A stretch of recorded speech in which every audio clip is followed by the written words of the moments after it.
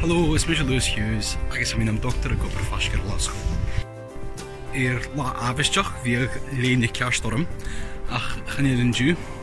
Ach Hughes nach heel sinna goráin an uitach ac in héin an drast ag an operacin. Ach Hughes go bhfuil mi gopur ann an hospice. Féimis na déanú cínseach go bhfuil na patients ac in sabaltse. Leis an saoch seo a thuh an virus. Féimis na bhí déanú cínseach nach bheith sinne virus a gewarcher sin féimis na déanú cínseach nach góid sinne an virus isteach go na patients an hospice. Get a bhfuil féim ac inile bhí cumál rinne réaltin a thuh social distancing. Féimis na bhí na speiceach háast go bhí na patients ac in a Hughes go bhfuil underlying health conditions ach go mar cancer.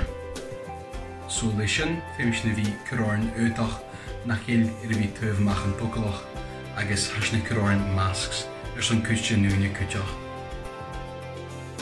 Hai njona, mask vi jorst, wat an la, agus mus tjeit mi isteach go shomer patient, am I gol an mask ie, gus an feich get, ko hatchien isteach, agus gan bia diolach orm.